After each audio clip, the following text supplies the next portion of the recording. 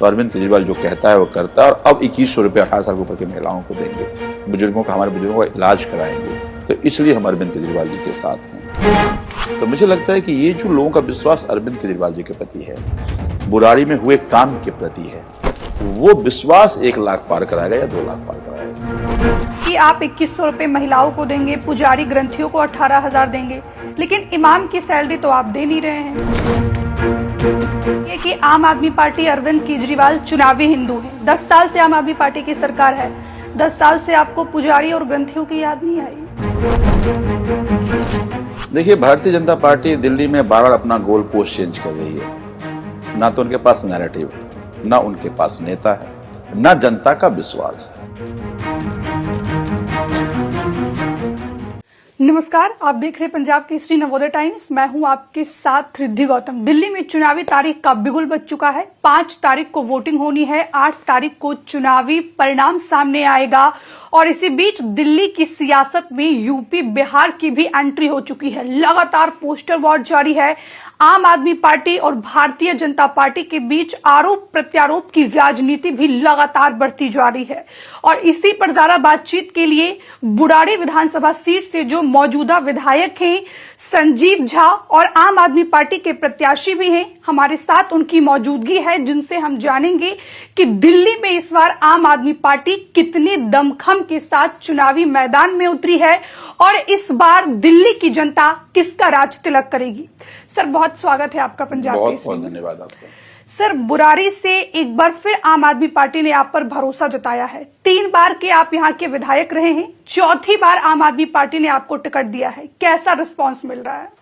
देखिए, मुझे लगता है कि 10 साल में जो दिल्ली में काम हुए या बुराड़ी में काम हुए, बुराड़ी चूंकि अनऑथराइज कॉलोनी से बसा हुआ विधानसभा है, बुराड़ी की बदहाली थी, न गलियां थी, न नालियां थी, न सड़कें थे, न बिजली थी, न पानी थी। आज कमोबेश बुराड़ी कॉन्स्टिट्यूंसी के जितने कॉलोनियां हैं, हर जगह गलियां बन गई, नालियां बन गया, सीवर बिछ गया, गैस लाइन बिछ गया, पाइपलाइन आ गया, बिजली की व्यवस्था है।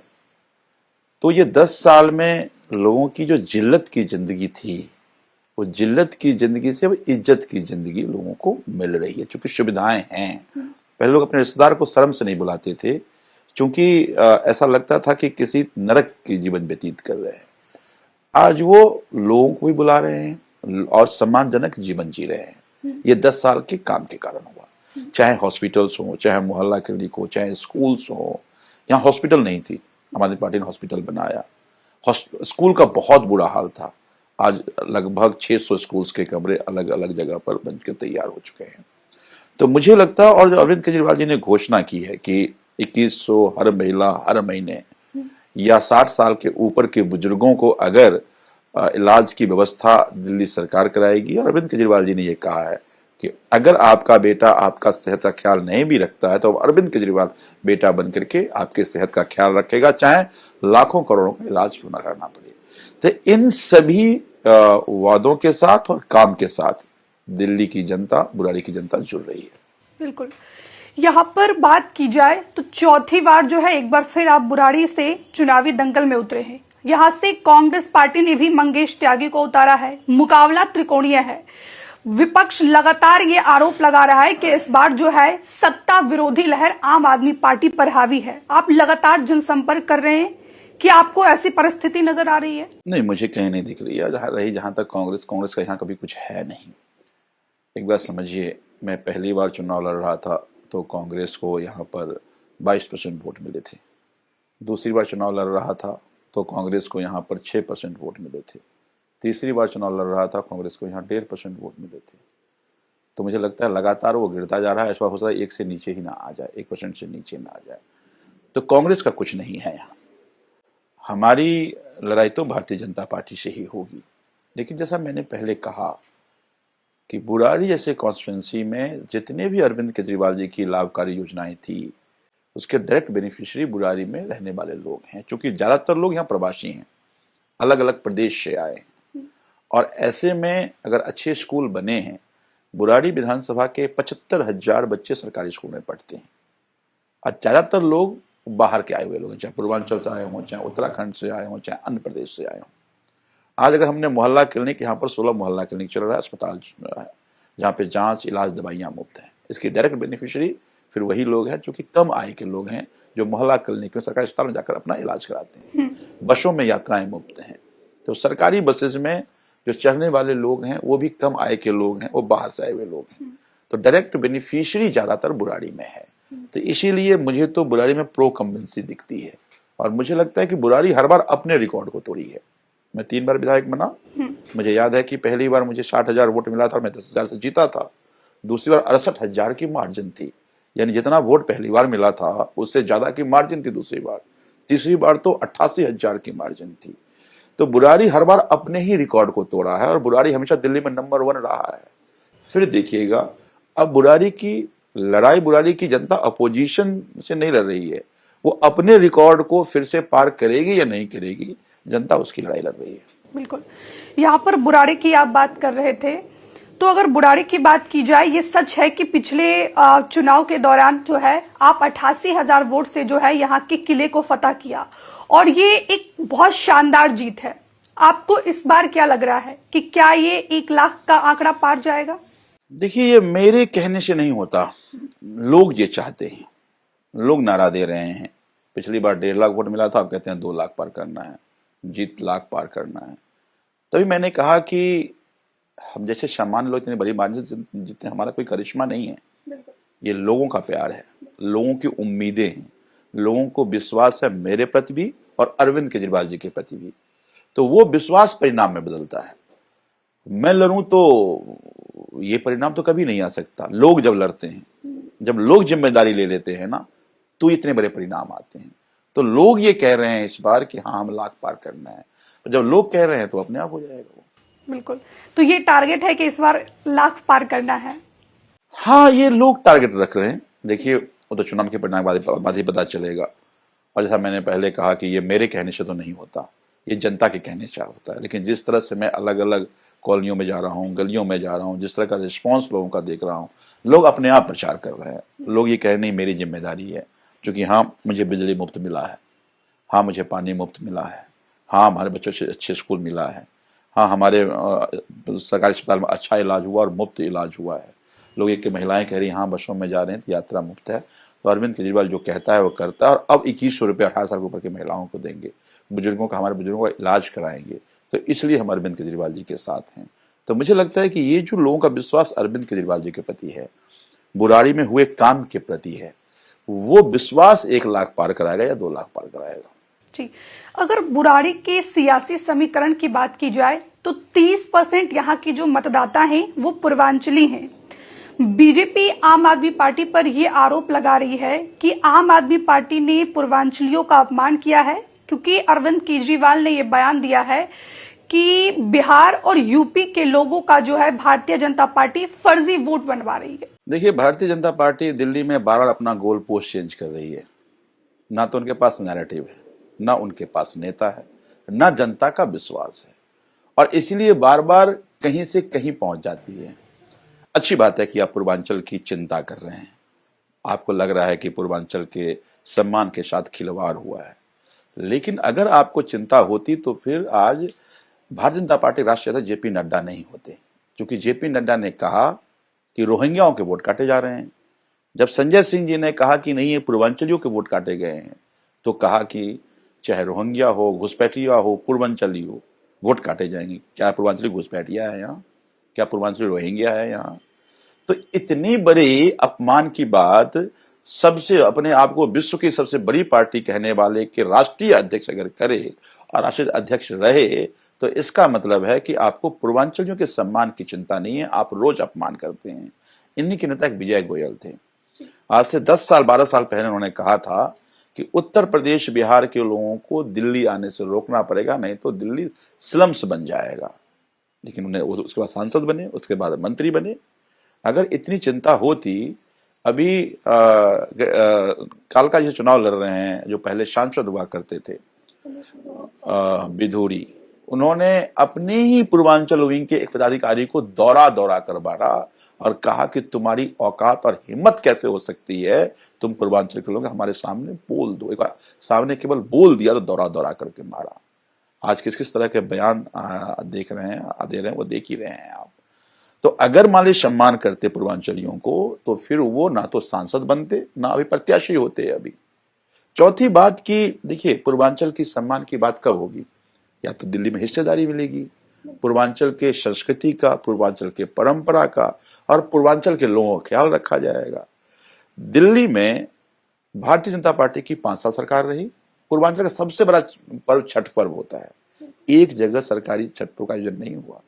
आज 1000 जगह पर पूर्वांचलियों के छठ पूजा, जो सबसे बड़ा आस्था का महापर्व है, वो दिल्ली सरकार कराती है। तो पूर्वांचल के परंपरा का, पूर्वांचल के रीति रिवाज का संरक्षण और संवर्धन कर रही है आम आदमी पार्टी। आज सबसे ज्यादा पूर्वांचल अनऑथराइज्ड कॉलोनी में रहते हैं। बुराड़ी जैसे इलाके में, किराड़ी जैसे इलाके में, करावन नगर में, बदरपुर में, संगम बिहार में, जहां अनऑथराइज्ड कॉलोनी ज्यादा है, वहां रहते हैं। उस अनऑथराइज्ड कॉलोनी में आज से 10 साल पहले, जैसा मैंने पहले कहा कि ना तो गलियां थी, ना नालियां थी, ना सड़क थी, ना शिवर थी, लोग जिल्लत की जिंदगी जी रहे थे। आज वहां वो सारी सुविधाएं हैं। तो जिल्लत की जिंदगी से इज्जत की जिंदगी, आत्मसम्मान और सम्मान देने का काम अरविंद केजरीवाल जी की सरकार ने किया है। तो उनको आज जितनी बेनिफिट, चाहे वो स्कूल्स हो, सरकारी स्कूल में बाहर के चूंकि कम आय के लोग हैं, आए हैं यहाँ पे रोजी रोटी के लिए आए थे, उनके बच्चे सरकारी स्कूल में अच्छी पढ़ाई हो रही है, अस्पताल में मुफ्त इलाज हो रहा है, महिलाओं को बसों में यात्रा मुफ्त है। तो वो सारी सुविधाओं की बेनिफिशियरी पूर्वांचल के लोग हैं, तो उनका कुछ पैसा बचता है, तो अब वो गांव में भी अपनी विकास का काम करते हैं, गांव में भी अपने परिवार को चला पा रहे हैं। एक बात। तीसरी बात कि आज अरविंद केजरीवाल जी ने 12 टिकट पूर्वांचल के लोगों को दिया। मैं भारतीय जनता पार्टी को कहना चाहता हूं, ये घरियाली आंसू बहाने से तो नहीं होगा। अगर आपको चिंता है, आप बताओ कि आप राजनीति में दिल्ली के चुनाव में ही बता दो कितनी हिस्सेदारी दे रहे हो। अगर तुमने 12 ज्यादा दिया तो मान लूंगा कि तुमको पूर्वांचल की चिंता है, लेकिन अगर नहीं दिया तो फिर ये आपके दोगले रूप को दर्शाएगा, आपका दोहरा चरित्र बताएगा आपका, कि यहां तो रोते हो, लेकिन जब हिस्सेदारी की बात आती है, जो सम्मान बढ़ेगा उसका, वो तुम देने का काम नहीं करते, वो अरविंद केजरीवाल दे रहा है। चूंकि अरविंद केजरीवाल के इन तमाम लाभकारी योजना और वो तमाम जो पूर्वांचलियों की आत्मसम्मान या सम्मान बढ़ाने का काम अरविंद केजरीवाल जी ने किया, पूर्वांचल को साथ जुड़े हुए हैं। तो ये गाहे बगाहे में गोल पोस्ट कभी शीशमहल मुद्दा हो जाता है उनका, जो जनता का मुद्दा नहीं है, कभी पूर्वांचल मुद्दा बन जाता है जो मुद्दा ही नहीं। अरविंद केजरीवाल जी ने क्या कहा? अरविंद केजरीवाल जी ने कहा कि फर्जी वोट बनाए जा रहे हैं। अरे फर्जी वोट कहां से भाई लोग लाएंगे ना? तो अलग अलग राज्यों ने कहा, यूपी, बिहार या अन्य राज्यों से आप अपने कैडर के लोगों को यहां ला करके फर्जी वोट बनाते हैं। और ये दिल्ली नहीं, पूरे देश में प्रयोग करते हैं। ये यहां हमने लगे हाथ पकड़ लिया इनको।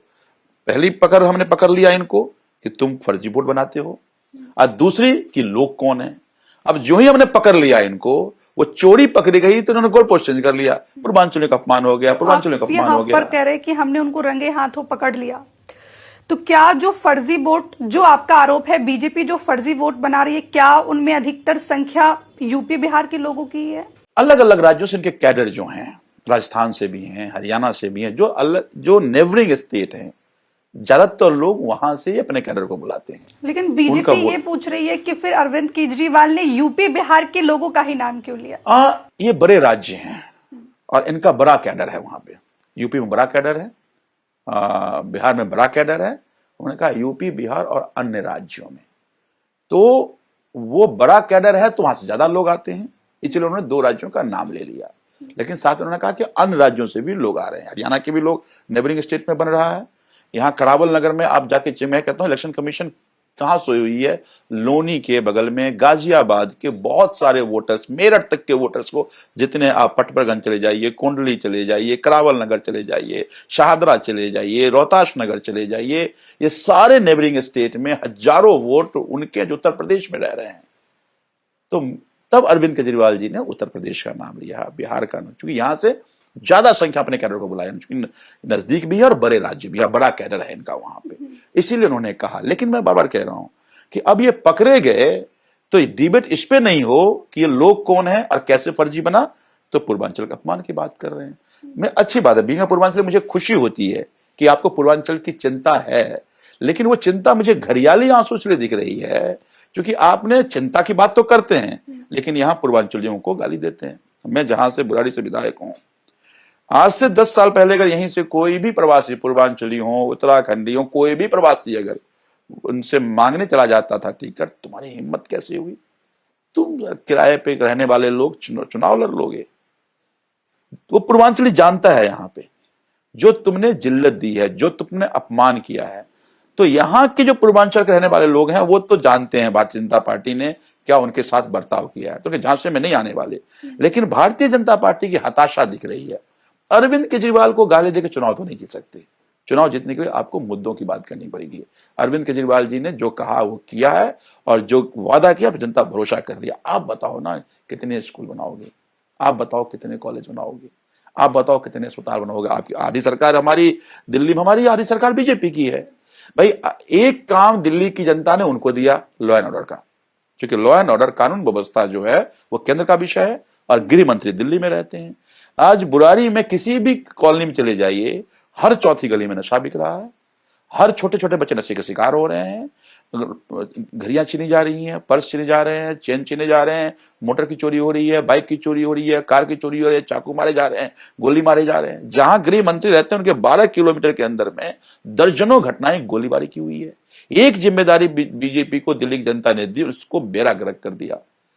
तो दिल्ली की जनता इनके इस चाल में नहीं आने वाली है, और इसीलिए बीजेपी के लोग हताश भी हैं। लेकिन बीजेपी ने मोर्चा खोल दिया है। यहां तक कि जो बीजेपी के राष्ट्रीय अध्यक्ष जेपी नड्डा, उन्होंने बकायदा ट्वीट कर लिखा कि अगर पूर्वांचलियों का कोई सबसे बड़ा दुश्मन है तो वो आम आदमी पार्टी है, अरविंद केजरीवाल हैं। लगातार आम आदमी पार्टी पूर्वांचलियों का अपमान करती है। मैं एक पूर्वांचली होने के नाते मेरी भी पीड़ा है। जिस दिन जेपी नड्डा ने हमें रोहिंग्या कहा था, हमें घुसपैठिया कहा था, 40 साल पहले, 50 साल पहले पूर्वांचल के लोग यहाँ आकर के, या कोई प्रवासी जब यहाँ आया तो दिल्ली के विकास का स्टेक होल्डर बना। दिल्ली में उनके खून पसीने से ये बड़े बड़े अट्टालिका और बिल्डिंग बनी है, ये सड़कें बनी हैं, ये स्विमिंग पूल बना है, ये फ्लाईओवर बना है। हम घुसपैठिया नहीं हैं, हम रोहिंग्या नहीं हैं। तो आज एक व्यक्ति सबसे ज्यादा नफरत पूर्वांचली करता है, वो जेपी नड्डा है। जेपी नड्डा के मुंह से ये शोभा तो नहीं देता, तुम आप पूर्वांचल के सम्मान की बात कर लो। आपने जो अपराध किया है भारतीय जनता पार्टी को और उनके नेताओं को, दिल्ली में पूर्वांचल को सबक सिखाएंगे। लेकिन एक सवाल यहाँ पर यह भी है कि इलेक्शन कमीशन ने भी ये कहा है और जनता भी मानती है कि दिल्ली की जनता दिल से वोट करती है। लोकसभा चुनाव की बात करें तो यही दिल्ली की जनता दिल से बीजेपी को जिता देती है, सातों की सातों सीटें दे देती है। लेकिन अगर वही विधानसभा पर आते हैं तो आम आदमी पार्टी को जो है पूरा प्यार देती है, पूरा जन समर्थन मिलता है। इसके पीछे क्या कारण आपको? देखिए, इसके पीछे साफ कारण है। दिल्ली में दिल्ली की जनता को अरविंद केजरीवाल से उम्मीद है और भरोसा है, इसलिए कि अरविंद केजरीवाल जी ने जो कहा वो किया, और इससे दिल्ली के लोगों की जीवन स्तर ठीक हुआ, सुधरा, अंतिम व्यक्ति को फायदा हुआ। लोकसभा की नैरेटिव अलग होता है। लोकसभा में हम अरविंद केजरीवाल कोई बड़ा चेहरा नहीं है, तो लोगों को, दिल्ली के लोगों को लगता है इनको मैंने वोट भी दे दिया, कोई प्रधानमंत्री तो नहीं बनने वाले, तो फिर उनको जिससे उम्मीद है वहां उनको वोट करते हैं। लेकिन वही वोट जब दिल्ली का चुनाव होता है तो फिर दिल्ली का वो बेनिफिशियरी बन के वोट करता है। तो आप ये कहना चाह रहे हैं कि लोकसभा चुनाव में दिल्ली की जनता की उम्मीदें बीजेपी से है? हाँ, उनको लगता है कि देखिए अल्टीमेटली एक सवाल इसमें मानने में कोई नहीं है कि लोगों को लगता है कि विकल्प कौन है। अगर वो हराना भी चाहते हैं तो उनको लगता है कि विकल्प ठीक नहीं है। जिस दिन वो विकल्प बन जाएगा फिर उनको वोट नहीं करेंगे। तो वोटर बहुत स्मार्ट है, वोटर बहुत अवेयर है। अब लोगों को, इनको लगता है कि हम गुमराह कर देंगे, ये पूर्वांचल मुद्दा डालेंगे, नहीं। लेकिन लोकसभा चुनाव में सर अरविंद केजरीवाल आम आदमी पार्टी क्यों नहीं विकल्प बन पाती? हम इसलिए विकल्प नहीं है कि अभी हमारी 2 स्टेट में सरकार है, हम बहुत छोटी पार्टी हैं, बहुत कम संसाधन वाले लोग हैं, और भारतीय जनता पार्टी ने चुनाव को इतना महंगा कर दिया है, इतना बड़ा कर दिया है कि उस संसाधन की कमी के कारण हम पूरे देश में चुनाव नहीं लड़ पा रहे हैं। धीरे धीरे हम अपनी टीम को, अपने कैडर को बढ़ा रहे हैं। तो मुझे लगता है कि चूंकि हम विकल्प के तौर पर नहीं दिखते हैं, तो फिर जब नेशनल चुनाव होता है तो अरविंद केजरीवाल को वोट नहीं पड़ता है। लेकिन जब वही स्टेट की बात आती है तो फिर वही वोटर अरविंद केजरीवाल को वोट करता है, क्योंकि अरविंद केजरीवाल के काम से, अरविंद केजरीवाल के गवर्नेंस के मॉडल से उनको फायदा हुआ है, उनको बेनिफिट हुआ है। उनको लगता है कि यही मॉडल वास्तव में अंतिम आदमी तक लाभ पहुंचा सकता है। तो मुझे लगता है कि वोटर दिल्ली में एक बेनिफिशियरी होने के नाते दिल्ली की जो बेहतरी हो रही है उसको देखते हुए दिल्ली जनता अरविंद केजरीवाल को वोट करती है। बीजेपी ये कह रही है कि आम आदमी पार्टी अरविंद केजरीवाल जो है घबरा गए हैं इस चुनाव में, लगातार घोषणाएं कर रहे हैं कि महिलाओं को 2100 रुपए देंगे, बुजुर्गों को जो है हम फ्री इलाज दिलवाएंगे संजीवनी योजना के तहत, इसके बाद पुजारी ग्रंथियों को जो है हमारी सरकार आएगी तो 18,000 रुपए देंगे। ये पैसे लाएंगे कहां से? हमने देखिए, जब 2013 में हम लोग चुनाव लड़ रहे थे और अरविंद केजरीवाल जी ने कहा कि बिजली आधे करेंगे, तत्कालीन मुख्यमंत्री ने कहा कि ये तो लड़के हैं, इनको कैसे क्या पता शासन व्यवस्था चलती कैसे, ऐसे नहीं चलता है, महंगाई बढ़ेगी तो बिजली आधे कैसे हो जाएगी। हमने आधे की बात कही थी, बिजली हमने फ्री कर दी। ना केवल बिजली फ्री करी, ना केवल पानी फ्री करी, जो हमने वादा नहीं किया था, महिलाओं को बसों में यात्रा फ्री किया। हमने अपने बजट का 1/4, दिल्ली देश में एकमात्र ऐसी सरकार है जो अपने बजट का 1/4 शिक्षा पे खर्चा करता है, यानी 100 रुपए में 25 रुपए केवल एजुकेशन पे, 100 रुपए मतलब 18 रुपए केवल हम हेल्थ पे खर्चा कर रहे हैं। एकमात्र ऐसा स्टेट है जो शिक्षा और अगर हेल्थ का बजट जोड़ दे 40% से ज्यादा है, पूरे देश में कहीं दूसरा नहीं दिखेगा। और जब हम आए थे तो घाटे का बजट था, आज फायदे का बजट है। तो अरविंद केजरीवाल वित्तीय प्रबंधन जानते हैं। देखिए, दो ही तरीके हैं, या तो उसको लूट को अपने घर में भर लो, या बड़े बड़े व्यापारियों को दे दो, या जनता को दे दो। अरविंद केजरीवाल जी ने, मैं एक उदाहरण देता हूं आपको, हमने मोहल्ला क्लिनिक बनाया। मोहल्ला क्लिनिक हमसे पहले 2013 से पहले एक मोहल्ला क्लिनिक का बनाने का खर्चा, तब क्लिनिक बनाने का खर्चा 5 करोड़ रुपए थे, हमने 20 लाख में बनाया अरविंद केजरीवाल ने। मान लीजिए 550 मोहल्ला क्लिनिक बने, 11 करोड़ में पूरे दिल्ली में हमने मोहल्ला क्लिनिक बना दिए। यही अगर मान लीजिए हम नहीं होते, यही क्लिनिक 550 बनता और सरकार दूसरे की होती, 2700 करोड़ में कम से कम बनता। हम तो 2012-10 से महंगाई भी बहुत ज्यादा बढ़ गई है, 2700-5400 करोड़ रुपया हो जाता। तो ये जो वित्तीय प्रबंधन है, इसी प्रबंधन से पैसे आते हैं। तो हमने लोगों को सब्सिडी भी दी, हमने लोगों को फायदे भी पहुंचाए, और इससे इसका इंपैक्ट दिल्ली के इकोनॉमी में दिखा। जीएसडीपी दिल्ली का बढ़ा, दिल्ली का बजट देखिए अब 30,000 करोड़ से 78,000 करोड़। बताइए, एक भी स्टेट बताइए जहां 10 साल में बजट उसका लगभग 3.25 गुना हो गया हो। इसी तरह से दिल्ली के इन्फ्लेशन कम हो गया, दिल्ली में सेविंग्स बढ़े। क्योंकि देखिए, एक सिंपल सा इकोनॉमी है, इनको मॉडल को अपनाना चाहिए कि अगर हम आपको पैसे बचा करके दे देंगे तो आप मार्केट जाएंगे ना, मार्केट मजबूत होगा, मार्केट मजबूत होगा, प्रोडक्शन बढ़ेगा, प्रोडक्शन बढ़ेगी तो एम्प्लॉयमेंट बढ़ेगी। तो अरविंद केजरीवाल ने जिस मॉडल और जिस तरह से इकोनॉमी को कैसे बेहतर हो सकता है उसका मॉडल दिया है, उनको सीखना चाहिए था। अभी तक अमीरों को आपने 12 लाख करोड़ दे दिया, वो रेबरी नहीं है, वो रेबरा नहीं है। गरीबों को 2000 दे दिया, तो रेबरी गरीब को कैसे मिल गया? इन्होंने दुनिया बनाई, अमीरों की दुनिया अलग, गरीबों की दुनिया अलग। अमीरों को कुछ भी दे दो, कोई सवाल नहीं पूछेगा, गरीब को कुछ दे दो अगर तो एहसान भी जताओगे, गाली भी दोगे, ये नहीं चलेगा। अरविंद केजरीवाल करके रेबड़ी पे आ गए, तो रेबड़ी पर यहाँ पर सवाल मैं पूछ लेती हूँ। लगातार आम आदमी पार्टी बड़ी बड़ी घोषणाएं कर रही है, लेकिन बीजेपी ये पूछ रही है कि आप 2100 रुपए महिलाओं को देंगे, पुजारी ग्रंथियों को 18,000 देंगे, लेकिन इमाम की सैलरी तो आप दे नहीं रहे हैं। देखिए, इमाम की सैलरी दे रहे थे, तभी कहते थे क्यों देते हैं, इमाम की सैलरी क्यों देते हो, इमाम की सैलरी क्यों देते हो। खुद हरियाणा में डबल कर दिया, हमने दिया तो बड़ी सवाल, कैसे फॉल्स नैरेटिव बनाते हैं लोग। देखिए, तो इमामों की सैलरी 18 महीने से नहीं मिल रही है, इमामों की सैलरी क्यों नहीं दे रहे, इमामों की सैलरी क्यों नहीं दे रहे, पैसा भरा हुआ है, इसलिए नहीं दे रहे हैं कि तुमने वक्फ बोर्ड को सीज करके तरह से रख लिया है, तुम इंक्वायरी चला रहे हो, तुम पैसे सैंक्शन से नहीं मिल रही है, उसको भी सैलरी दिलाएंगे, इकट्ठा सारी सैलरी दिलाएंगे। लेकिन क्या इसका मतलब पूजा की सैलरी नहीं मिलना चाहिए, ग्रंथी की सैलरी में क्या वो सेवादार नहीं है? वो दिन रात मंदिर में बेचारे पूजा पाठ करते हैं, वो भगवान और भक्तों के बीच का ब्रिज है वो। तो मुझे लगता है कि उनको भी मिलना चाहिए। क्यों तुम क्यों नहीं देते? बड़ी बातें करते हो, सनातन लाना चिल्लाना, करो ना तुम, 20 राज्यों में सरकार है तुम्हारी, भाई हम तो देने की घोषणा कर दी, तुम भी घोषणा करो। तो मैं ये कह, अब एक्सपोज अरविंद केजरीवाल के सामने एक्सपोज हो जाते हैं ये, इनके पास कोई नैरेटिव नहीं है। मैं ये यार करता हूं, शीश महल बनाया, अरे 2700 करोड़ का राजमहल बना है, कोई कह रहा मुझे 300 करोड़ के झूमर खाली लगे हैं उसमें, हीरे जले हुए हैं उसमें, उसका वीडियो दिखाओ ना। कल परसों संजय जी ने कहा कि हम चलते हैं मुख्यमंत्री आवास दिखाते हैं मीडिया के साथ, तब पुलिस लगा दिया। अब तक कहते दिखाओ दिखाओ दिखाओ। भाई उनका परिवार था घर में, कैसे दिखाते? परिवार बाहर निकले दिखाओ, तो नहीं दिखाते। इसको भी दिखाओ उसको भी दिखाओ, समझ आएगी ना। तो ये जो भारतीय जनता पार्टी दिन रात अरविंद केजरीवाल को कोसने की कोशिश करती है, जो ही अरविंद केजरीवाल काम करते हैं ये अपना एक्सपोज हो जाते हैं। तो दिल्ली में पूरी तरह एक्सपोज हो गए हैं और इसीलिए ये बौखलाहट है। जनता माकूल जवाब देगी। बीजेपी कह रही है कि आम आदमी पार्टी अरविंद केजरीवाल चुनावी हिंदू हैं। 10 साल से आम आदमी पार्टी की सरकार है। 10 साल से आपको पुजारी और ग्रंथियों की याद नहीं आई? भाई इनकी 28 साल से गुजरात में सरकार है, इनको क्यों नहीं याद आई? तुम तो उसके नाम पे वोट लेते हो, सनातनी होने का ढोंग करते हो तुम। उत्तर प्रदेश में सरकार है, क्यों नहीं करते तुम? हमसे सवाल तुम अगर कर दिए होते हम हमसे सवाल पूछते भाई। हाँ हमने क्या बारी बारी से, हम इकोनॉमी का ध्यान रखते हैं ना भाई। हमने कहा है ना कि हमने घाटे से फायदे भी ले गए, हम बारी बारी देते जा रहे हैं। हमने पहले बिजली दी, पानी दी, स्कूल बनाया, अस्पताल बनाया, हमने महिलाओं के बसों में यात्रा फ्री कराया, हमने तीर्थ यात्रा कराया, बड़े बड़े जगह पे ले गए। दिल्ली से लगभग 8.5 लाख बुजुर्गों को हमने तीर्थ यात्रा कराया। तुमने क्या कराया बताओ? अब हमने पुजारी और ग्रंथियों को भी हम सैलरी दे रहे हैं, तुमने क्यों नहीं दिया?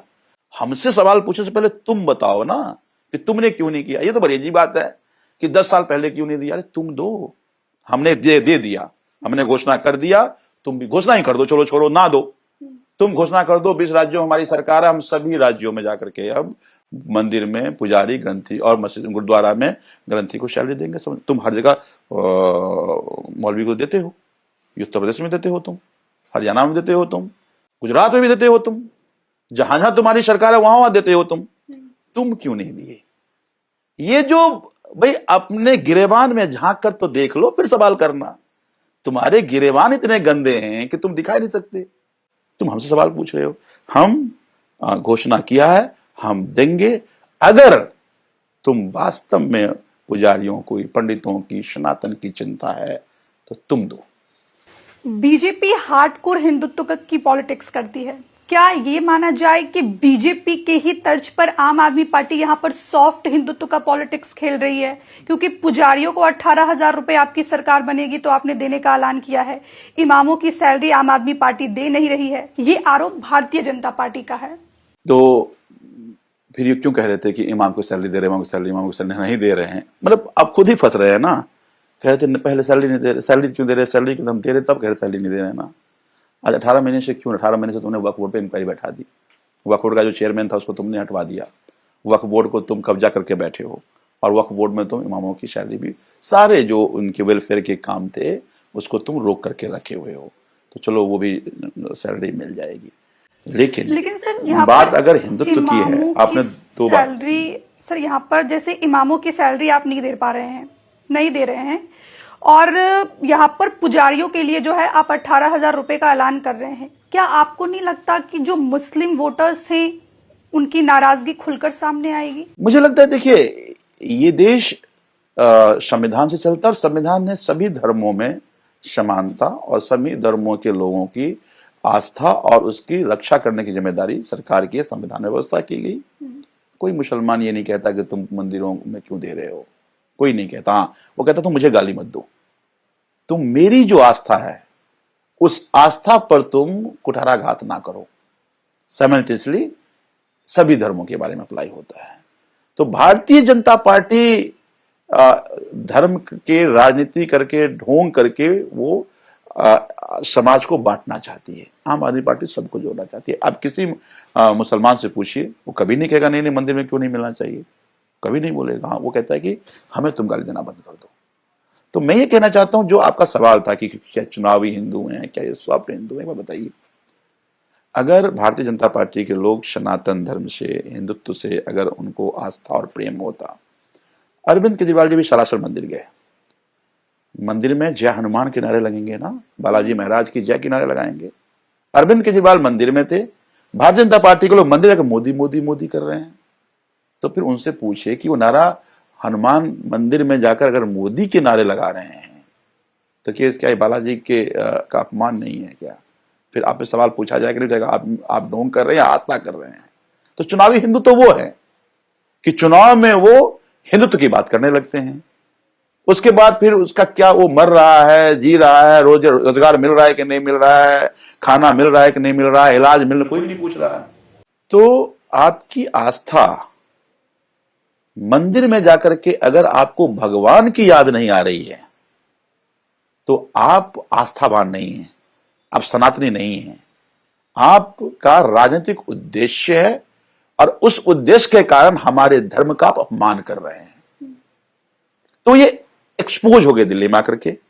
और इसलिए देखिए, जितने भी सनातन धर्म से प्रेम करने वाले लोग दिल्ली में हैं, आज से दिन पहले देखिए सब ने, उनका प्रकोष्ठ था जो पुजारी प्रकोष्ठ, भारतीय जनता पार्टी ज्वाइन कर ली, आम आदमी पार्टी ज्वाइन कर लिया, क्योंकि उनको भी लगने लगा कि ये तो नाटक कर रहे हैं, कोई वेलफेयर की बात नहीं कर रहे। तो अब अरविंद केजरीवाल आने से इन सब की दुकानदारी बंद हो रही है, बंद होने की बौखलाहट है। विपक्ष आप पर यह भी आरोप लगाता है कि जो आम आदमी पार्टी भ्रष्टाचार के खिलाफ आंदोलन से पैदा हुई, वो आम आदमी पार्टी अब भ्रष्टाचार में पूरी तरीके से लिप्त हो चुकी है। भ्रष्टाचार के आरोप में आम आदमी पार्टी के जितने भी टॉप लीडरशिप हैं, सभी जेल गए हैं। अब देखिए, बड़ा इंटरेस्टिंग क्वेश्चन है ये। अरविंद केजरीवाल इनकम टैक्स में कमिश्नर थे, उन्होंने नौकरी छोड़ी और झुग्गी में गए। भ्रष्टाचार के खिलाफ उन्होंने आंदोलन शुरू किया, उन्हें राइट टू इंफॉर्मेशन एक्ट लागू करने में अहम भूमिका निभाई, उसको प्रचार प्रसार में अहम भूमिका निभाई। फिर जन लोकपाल को लेकर के आंदोलन किया। 2013 में 49 दिन की सरकार बनी, लोगों को रूह कांप जाते थे सरकार का नाम सुनते ही। लेकिन 15 में मोदी जी आते ही 14 में 15 हमारी सरकार बनी, पहला काम किया इसी भी छीन लिया। अरविंद केजरीवाल एकमात्र ऐसे नेता हैं जो अपने मंत्री को सुओ मोटो कॉन्ग्रेस से लेकर पता चला कि इन्होंने भ्रष्टाचार किया है, उन्हें मंत्री पद से निकाल दिया। किसी मीडिया ने नहीं कहा, ऑपोजिशन के लोगों ने नहीं कहा। अपने मंत्री को पंजाब में जेल भिजवा दिया, मंत्री पद से हटा दिया। अरविंद केजरीवाल भ्रष्टाचार के नाम पर उनका जीरो टॉलरेंस है और अरविंद केजरीवाल ईमानदार है, ये देश जानती है। अब भारतीय जनता पार्टी की ये कोशिश थी किसी तरह से चिपका दे, हम भ्रष्टाचार का मसला चिपक जाएगा, हमारा काम आसान हो जाएगा। अपने बेस्ट ऑफिसर्स लगाए 500 और हजारों जगह मनीष जी का छापा पड़ा, अरविंद जी का छापा पड़ा, सभी मंत्रियों का छापा पड़ा, एक अठन्नी कहीं बरामद नहीं हुई।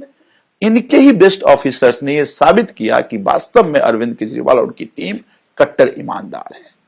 और मुझे लगता है एकमात्र ऐसे नेता हैं, आरोप लगने के बाद अरविंद केजरीवाल जी बाहर आते ही उन्होंने कहा कि मैं मुख्यमंत्री पद की कुर्सी छोड़ता हूं और मैं अब जनता के बीच में जाऊंगा और जनता कहूंगा मैं ईमानदार हूं तो वोट करना। याद कीजिए 2020 में अरविंद केजरीवाल जी ने कहा था कि अगर हमने काम किया हो तो वोट करना। दिल्ली जनता ने झोली भर के वो सीटें दे दी।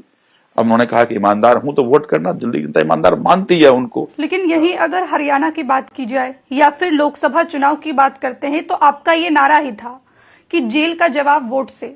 हरियाणा में आपका वोटिंग परसेंटेज जरूर बढ़ा, लेकिन सीट आपकी एक भी नहीं आई। क्योंकि देखिए, हमारे सभी नेता जेल में थे। चुनाव लड़ने के लिए आपकी नैरेटिव, आपकी स्ट्रैटेजी, आपका प्रचार प्रसार। हमारे सीएम जेल में थे, डिप्टी सीएम जेल में थे, संजय सिंह जेल में थे, सारे नेता जेल में थे, तो प्रचार प्रसार नहीं हो पाया, वो स्ट्रैटेजी नहीं हम बना पाए। नहीं, लेकिन अरविंद केजरीवाल तो बाहर आए थे ना 10-12 दिन के लिए, चुनाव के टाइम में। 21 दिन के लिए। चुनाव के टाइम में जब चुनाव की आचार संहिता लग गई थी, चुनाव जब बिल्कुल सर पे था, तो बाहर आए थे वो। मुझे लगता है कि चुनाव की भी तैयारी, वो लोकसभा की तैयारी 4 महीने की तैयारी थी चुनाव की। तो इनका झूठ, इन्होंने इतना बड़ा झूठ कर दिया था कि हम सच लोगों तक नहीं पहुंचा पाए उस तरह से, क्योंकि समय बहुत कम था।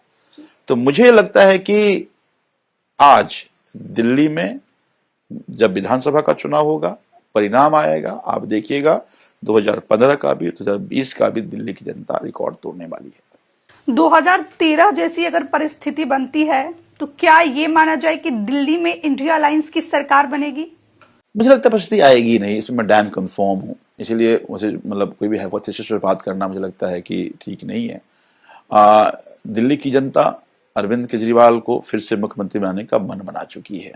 कांग्रेस कहीं है नहीं, लगातार 2 बार जीरो आई है। मैंने जैसा पहले कहा कि अब पिछली बार से भी कम वोटिंग परसेंटेज कांग्रेस को दिल्ली में आने वाली है, क्योंकि कांग्रेस पे लोगों को भरोसा नहीं है कुछ कर सकती है।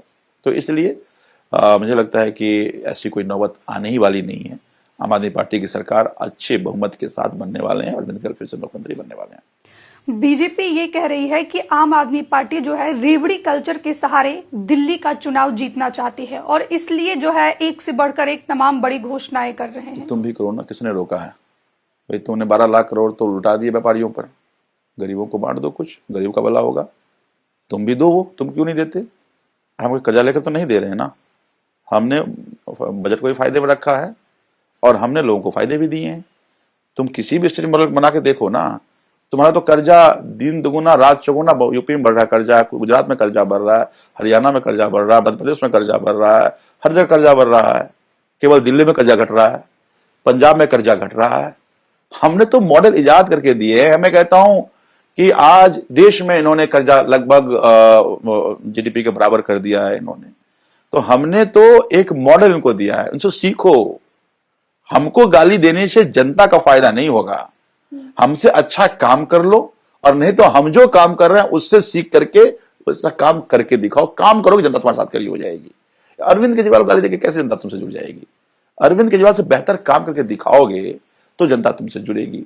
मैंने पहले ही कहा कि एक जिम्मेदारी दिल्ली जनता नहीं थी लॉ एंड ऑर्डर का, उन्होंने बुरा हाल कर दिया। उनको पता है कि अगर हमने फिर से वोट कर दिया तो फिर इसी स्कूल को बाकी स्कूल जैसा बना देंगे, अस्पताल को खत्म कर देंगे, मोहल्ला क्लिनिक खत्म कर देंगे, बिजली सब्सिडी खत्म कर देंगे, पानी सब्सिडी खत्म कर देंगे, सारी योजनाओं को वो बद से बदतर बना देंगे। इसलिए दिल्ली की जनता आश्वस्त है कि अरविंद केजरीवाल ही दिल्ली को और बेहतर बना सकते हैं। आम आदमी पार्टी का नामांकन किया है भारतीय जनता पार्टी ने। वो कह रहे हैं कि आम आदमी पार्टी आपदा है और आपदा को इस बार दिल्ली की जनता हटा के ही रहेगी। हाँ, वो किसी ने बड़ा अच्छा कहा कि अभी प्रधानमंत्री की पूरी नजर पंजाब पे रहती है, तो पंजाब में लोग कहते हैं भाई दिल्ली किसका, तो बोलता है पंजाब किसका, तो बोलता आपदा। तो वहां करके उन्होंने कहा कि नहीं, दिल्ली भी आपदा है। ठीक है, दिल्ली आपका ही है। प्रधानमंत्री देखिए, आज दिल्ली में एक जिम्मेदारी मैं बार बार कह रहा हूं कि दिल्ली जनता ने उनको दी थी, लॉ एंड ऑर्डर की आपदा है यहाँ पे। आज यहाँ पे दिल्ली में आप उनकी लीडरशिप को ना, उसका आपदा है, नैरेटिव का आपदा है, कुछ है ही नहीं उनके पास। अरविंद सुबह उठो, अरविंद को गाली दे दो, गाली देना शुरू करो, शाम खत्म, फिर सुबह उठो, फिर कोई नई बातें ले लो। आप देखिए ना, लगातार मैं देख रहा हूं अपना गोल पोस्ट चेंज कर रहे हैं। कभी कोई मुख्यमंत्री आवास को मुद्दा बना दिया, कभी अरविंद केजरीवाल, कभी वो जेल का मुद्दा बना दिया, कभी पूर्वांचल मुद्दा बना दिया।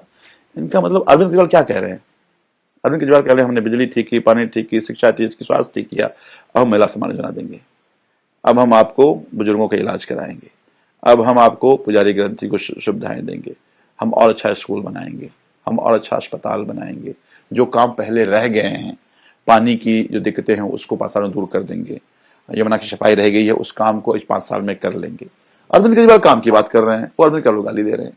तो दिल्ली जनता पढ़ी लिखी है, दिल्ली जनता इतनी बेवकूफ नहीं है, दिल्ली जनता इस झांसे में नहीं आने वाली। दिल्ली में अगर इस बार आपकी सरकार बनती है पूर्ण बहुमत के साथ, तो सीएम कौन होगा? अरविंद केजरीवाल होंगे। ये देखिए, मैंडेट अरविंद केजरीवाल का है। दिल्ली की जनता अरविंद केजरीवाल के बात पर भरोसा करती है।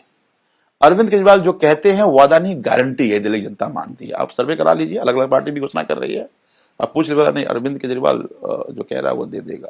लेकिन सुप्रीम कोर्ट ने सशर्त अरविंद केजरीवाल को जमानत दी है, जिसमें कई सारी शर्तें हैं, जिसमें प्रमुख शर्तें ये है कि अरविंद केजरीवाल सीएम हाउस नहीं जाएंगे, जो सरकारी दस्तावेज है उस पर साइन नहीं करेंगे, तो फिर वो सीएम कैसे बनेंगे? नहीं, देखिए, ये सारे शर्तें लगती हैं, सारी शर्तें हटती हैं। वो शर्तें अरविंद केजरीवाल को मुख्यमंत्री बनने से नहीं रोक सकती थी। वैसे भी अरविंद केजरीवाल का कोई डिपार्टमेंट पहले भी नहीं था उनके पास, और पहले भी किसी फाइल पर साइन नहीं करते थे। अरविंद केजरीवाल सभी मिनिस्टर्स की, ये भी पहली बार ऐसा हो रहा है। जनरली आप किसी स्टेट में जाइए, होम अपने पास रखता है, विजिलेंस मुख्यमंत्री अपने पास रहता है, ताकि मंत्रियों को डराते रहे, अधिकारियों को डराते रहे। दिल्ली एकमात्र इस तरह के मुख्यमंत्री ने अपने पास कुछ नहीं रखा, सभी मंत्री सारे डिपार्टमेंट दे दिए, और वो खुद से मॉनिटर करता रहा कि कौन काम ठीक कर रहा है, कौन काम ठीक नहीं कर रहा, नहीं ठीक काम उनको बुला करके ठीक से काम को सही हिदायत देते रहे, डायरेक्शन देते रहे। तो तब भी कोई उन पे इस तरह कोई वैध कोई रोक नहीं था। उन्होंने तो कहा कि चूंकि एलिगेशन लगा है, जनता से ज्यादा कोई नहीं है, जनता तय करेगी। तो इसीलिए ये भारतीय जनता पार्टी के मुंगेरीलाल के हसीन सपने हैं, देखते रहे। लेकिन यहाँ पर बीजेपी ये भी कह रही है कि आम आदमी पार्टी ने महिला का अपमान किया है, आपने महिला सीएम का अपमान किया है, इस तरीके से कि अरविंद केजरीवाल ने कहा है कि आतिशी जी जो है टेम्पररी सीएम है। कांग्रेस बीजेपी दोनों कह रही है कि हमने सीएम सुना, डिप्टी सीएम सुना, ये टीसीएम क्या होता है? देखिए, अरविंद केजरीवाल जी ने के नेतृत्व में 3 बार दिल्ली में आम आदमी पार्टी की सरकार बनी और चौथी बार भी बनेगी। ये पूरा मैंडेट केवल अरविंद केजरीवाल का है, जो कि लोग अरविंद केजरीवाल की बातों पे भरोसा करते हैं। और ये मैंडेट अगर अरविंद केजरीवाल का है तो नेता भी अरविंद केजरीवाल को होना चाहिए। और ये एक व्यक्ति की बात नहीं है, ये विधायक जो चुन के आते हैं, विधायक दल के साथ सुने आते हैं, हम भी चाहते हैं कि हमारा सीएम अरविंद केजरीवाल रहे। लेकिन अरविंद केजरीवाल जी ने कहा कि चूंकि एलिगेशन लगा है तो मैं मुख्यमंत्री, तो कोई मुख्यमंत्री बनेगा ना। तो अतिशी हमारी काबिल मंत्री हैं, रही हैं, पढ़ी लिखी हैं, और उनको ये जिम्मेदारी दी गई। और तब भी अरविंद केजरीवाल जी ने कहा था कि अगर दिल्ली की जनता मुझे ईमानदारी के नाम पे वोट करेगी तो ही मैं मुख्यमंत्री बनूंगा।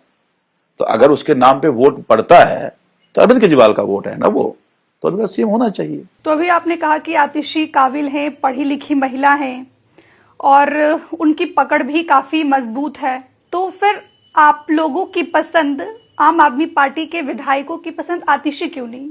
आतिशी मंत्री हैं, पर ये मैंडेट, देखिए मेरी पसंद नापसंद की बात नहीं है। वोट अगर अरविंद केजरीवाल पे को पड़ रहा है, अरविंद केजरीवाल के काम को पड़ रहा है, अरविंद केजरीवाल के प्रोमिसेस को पड़ रहा है, अरविंद केजरीवाल की ईमानदारी के नाम पे पड़ रहा है, तो आप बताइए नेता किसको होना चाहिए? नेता अरविंद केजरीवाल को होना चाहिए। हमारा ये परिवार है, काम तो मंत्री करेगा ना, फिर मंत्री रहेंगे वो काम कर, पहले भी काम बहुत अच्छे करी हैं, आगे भी काम वो करेंगे। लेकिन जनतंत्र में मैंडेट जिसके नाम पे मिलेगा नेता वही होगा, और मैंडेट अरविंद केजरीवाल जी के नाम पे मिल रहा है। तो मैंडेट अरविंद केजरीवाल पे अगर जनता भरोसा करती है और फिर वो नेता ना बने तो फिर लोगों का दिल टूट जाएगा, फिर लोगों की उम्मीदें खत्म हो जाएंगी। इसलिए उनको मुख्यमंत्री होना चाहिए। सर, आप बिहार से हैं, मधुबनी से हैं, दिल्ली में आपकी सक्रिय राजनीति की शुरुआत कैसे हुई? ये मुझे लगता है कि आम आदमी पार्टी के साथ ही शुरुआत हुई, आम आदमी पार्टी के कारण हुई, या आंदोलन के कारण हुई। अगर आंदोलन नहीं होता हम नेता बनने दिल्ली नहीं आए थे। दिल्ली तो हम पढ़ाई लिखाई करने आए थे। चिंता जरूर होती थी कि व्यवस्था को देखकर, नेताओं के अहंकार को देखकर, उनके एटीट्यूड को देख करके उम्मीदें खत्म हो गई थी कि सरकार या पॉलिटिकल पार्टी इसको सॉल्यूशन दे सकता है। आंदोलन हुआ, आंदोलन का हिस्सा बने, जो कि गुस्सा सिस्टम से था, पार्टी बनी, और जिस तरह से अरविंद केजरीवाल ने पार्टी व्यवस्था करी तो उम्मीदें बढ़ी, हम उसके हिस्सा हो गए। और मुझे लगता है कि वो इसकी पार्टी जैसे जैसे होती गई हम उसके डायरेक्शन के हिस्सा बनते गए। और इसी डायरेक्शन में अब दिल्ली की जनता ने, बुराड़ी की जनता ने हमें 3 बार विधायक भी बना दिया, और चौथी के बार के लिए भी लोग खूब प्रयास कर रहे हैं। तो मुझे लगता है कि ये एक फ्लो था, हम उस फ्लो के हिस्सा होते चले गए। कभी ये सोच के दिल्ली नहीं आए थे कि हमें दिल्ली जाकर राजनीति करना है, हमें दिल्ली जाकर अपना करियर बनाना है, नौकरी अच्छी करनी है, पढ़ाई अच्छी करनी है। लेकिन जो राजनीति की दशा और दिशा देश की थी, उसकी चिंता और उसके प्रति गुस्सा हमें यहाँ तक ले आया। 2015 में आपको 66 सीटें मिली, वही अब 20 में आ जाते हैं तो 62 सीटें मिली। इस बार क्या टारगेट है आम आदमी पार्टी का? देखिए, मैं इतना ही कह सकता हूं कि आप सरप्राइज रह जाएंगे, क्योंकि मैं कोई एस्ट्रोलॉजर तो नहीं हूं कि मैं कोई आंकड़े बता दूं आपको।